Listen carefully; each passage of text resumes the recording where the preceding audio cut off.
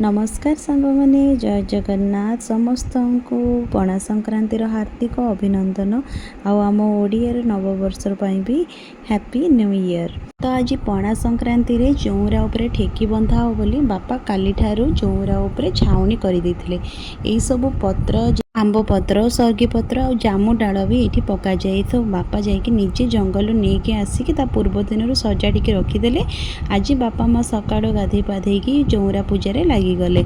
बापा केते सुंदर ठेकी बांधिदेले। सबु वर्ष बापा चौरा को एते बढ़िया सजाती आमको किसी करिया को ही पड़ेनी।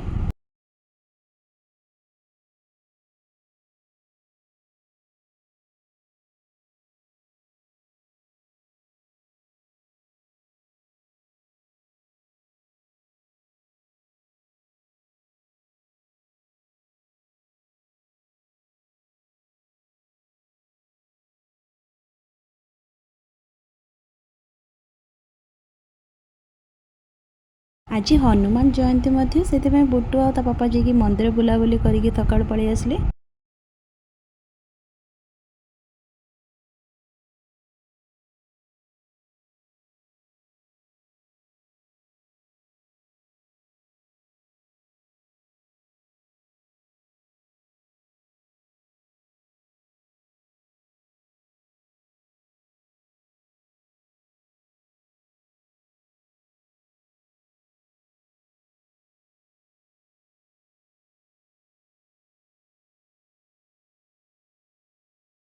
आज माँ स्पेशल पणा बनाऊँच। यही पणा संक्रांति रे आमर आंब पूजा है पर जाकि आम आंब खाऊ से ये सब जहाँ भी भोग लगी था आम आउ थे पणा बनईकी पीला पर ही जाकि आम आंब को माने कह गले आंब को नुआ करती।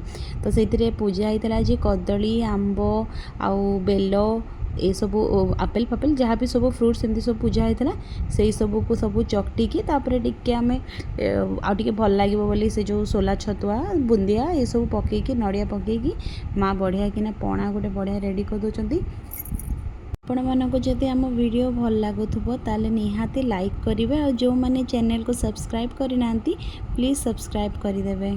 आज भली दिन में घटगाँ माँ तारिणी पाखे बहुत भिड़ हुए से विषय में आज कथा होलु सका कि जो मैंने आज घटगाँ जा माँ को दर्शन करें भाग्य केते तेज। आम जोड़े भी तारिणी मंदिर में पणा संक्रांति दिन पणा दि जाए। जोड़े सबू मंदिर में प्राय दि जाए पणा। आपण मैंने कमेंट जनइबे तो आपण आड़े मंदिर में सब पणा दि जाए कि नहीं। एपटे माँ को पणा भी रेडी हो गलानी कौन सब काजू किसमिश चेरी फेरी पकईकी पूरा छैलाट बहुत भल लगे देखिक लगुच बहुत बढ़िया लगे।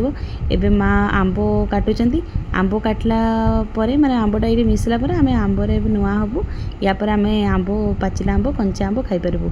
आपण मानक आड़े भी सेमती किछि रिचुअल्स अछि कि माने ठाकुर को आंब भोग हो सारा परे माने आंब नुआ हो सारा परे आंब खाइया कथा बोली।